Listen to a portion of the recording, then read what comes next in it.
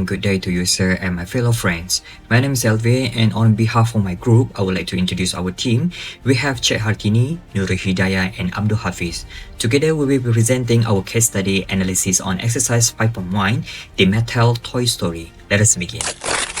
Alright, before we jump into the question analysis, I would like to tell you about the overview of this company. So Mattel is one of the most well-known toy companies in the world, built on iconic brands like Barbie, Hot Wheels, and Fisher-Price. However, as you can see from the chart, revenues dropped significantly from $6 billion in 2007 to just $4.5 billion in 2018. The company also went through 4 CEOs in just 6 years. So in 2018, Ynon Kreiz was brought in as a new CEO to turn things around in that company. So today, we'll be looking at the 4 key questions to understand how he managed the transformation. So without further ado, I will now pass to Hartini for the question number 1. Thank you, Elvin. My name is Hartini. Good morning, everyone. I will be covering question 1, which asks us to identify which of Kreiz's changes were plans and which were emergence. Looking at the Mattel case, the changes that took place under Kreiz fall into 2 categories, plan and emergence. Starting with plan change are changes that deliberately thought out and decide before being carried out. When Kreiz joined Mattel in 2028, he came with a clear plan. One of his moves to reduce the workforce by 22% and to sell 12 out of Mattel 13 factories. These were not spur-of-the-moment decisions. They were calculated steps to cut costs and make the company leaner. He also simplified the company's strategy from the thick document down to just 1 page, with 3 clear priorities: cut costs, fix broken brands, and capture the value of Mattel's intellectual properties. Another major plan change was his decision to move Mattel from being a toy manufacturer into a media and entertainment company. He deliberately hired an experienced film producer, Robbie Brenner, and announced 8 film projects with major studies including Warner Bros. And MGM. He also reorganized Mattel's brand into 2 clear categories: toys industry leaders like Barbie, Hot Wheels, and challengers which including game and action figure. All this show that Kreiz know exactly where he want to take Mattel and was very deliberate about every move he made.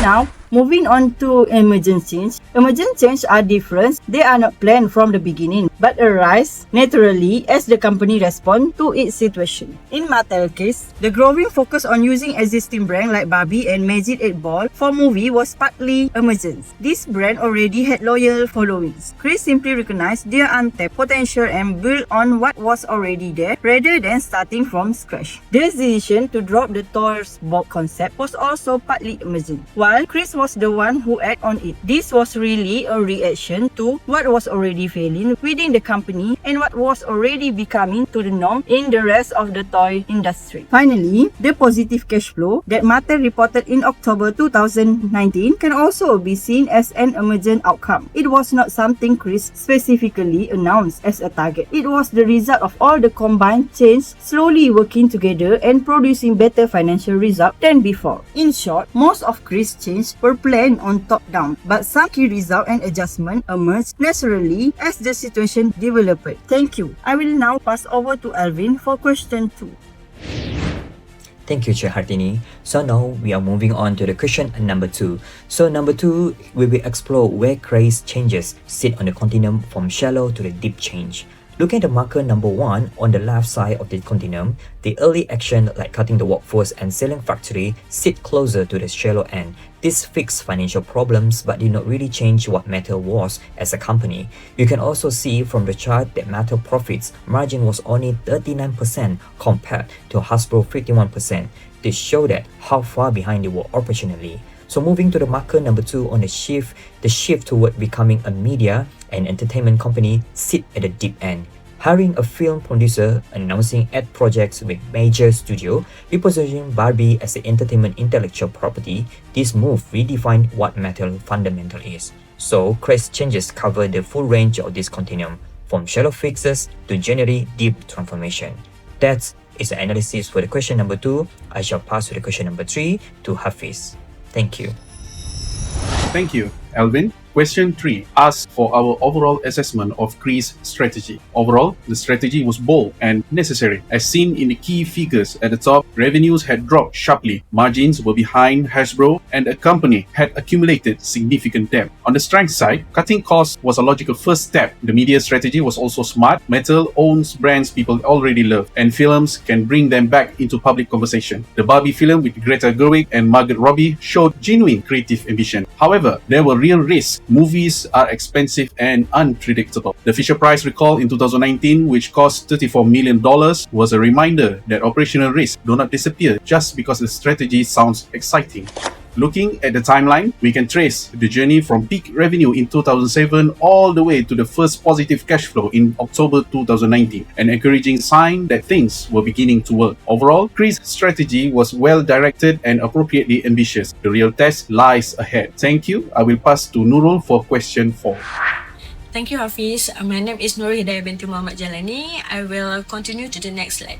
For the question number 4 is asked what image of change management Kreiz illustrated. According to Palmer ETL 2021, change manager can be understood through images such as director, navigator, coach, and interpreter. Kreiz reflect for the all 4 criteria. For the first, as a director, he came in with a clear top-down plan, such as cutting costs, reorganizing brand, and also shifting towards media. As a navigator, he adapted when traditional toy sales declined and digital entertainment grew. He was not just following a script. He read the situation and adjusted as he went. As a coach, he built a diverse team of content developer and brought in creative talent from outside the toy industry. He really investing in the organization for the long-term capability. As an interpreter, he consistently pushed the narrative that Mattel was not just a toy company, but a brand powerhouse capable of creating real cultural moments. His ability to move between all 4 roles depending on what the situation demanded was his greatest strength as a change leader.